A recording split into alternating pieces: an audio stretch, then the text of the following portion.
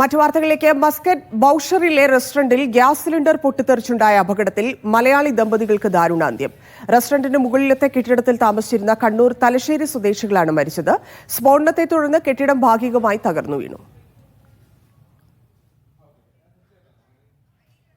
അലി കൂട്ടായി ചേരുന്നു. അലി, എങ്ങനെയാണ് ഈ അപകടം ഉണ്ടായത്? വളരെ സങ്കടകരമാണ്. 2 മലയാളികൾക്ക് ഉൾപ്പെടെ ജീവൻ നഷ്ടപ്പെട്ടിട്ടുണ്ട്. എത്രത്തോളം ആളുകൾക്ക് പരിക്കുണ്ട്? കൂടുതൽ വിശദാംശങ്ങൾ.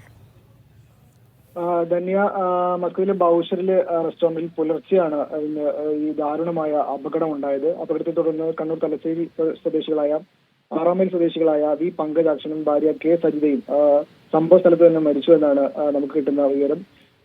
അപകടത്തിന് കാരണം ഈ താഴെയുള്ള, അതായത് ഇവർ താമസിച്ചിരുന്ന കെട്ടിടത്തിന് താഴെയുള്ള റെസ്റ്റോറന്റിൽ ഗ്യാസ് ലീക്കുമായി ബന്ധപ്പെട്ടുണ്ടായ സ്ഫോടനമാണ് അപകടത്തിലേക്ക് നയിച്ചത് എന്നാണ് ഇപ്പോ അധികൃതർ നമുക്ക് നൽകുന്ന വിവരം.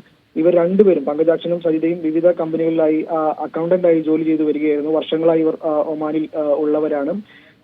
അപകടം ഉണ്ടായതിനെ തുടർന്ന് തന്നെ civil defence and ambulance authority ഉടൻ സ്ഥലത്തെത്തി രക്ഷാപ്രവർത്തനം നടത്തിയെങ്കിലും ഇരുവരും മരിച്ച നിലയിലാണ് കണ്ടെത്തുന്നത്. മറ്റുള്ളവർക്ക്, കൂടുതൽ ആളുകൾക്ക് പരിക്കേറ്റുമായി സംബന്ധിച്ച വിവരങ്ങൾ സിവിൽ ഡിഫൻസ് ആംബുലൻസ് അതോറിറ്റി അറിയിച്ചിട്ടില്ല. 2 മരണമാണ് ഇപ്പോൾ റിപ്പോർട്ട് ചെയ്തിട്ടുള്ളത്. എന്തായാലും രണ്ടുപേരുടെയും മൃതദേഹം ഒമാനിലെ സ്വകാര്യ ആശുപത്രിയിൽ സൂക്ഷിച്ചിരിക്കുകയാണ്. ചെന്നൈയിലുള്ള ഏക മകൾ ഇപ്പോൾ തുടർ നടപടികൾക്കായി ഒമാനിലേക്ക് തിരിച്ചിട്ടുണ്ട് തന്നെ. ശരി അലി.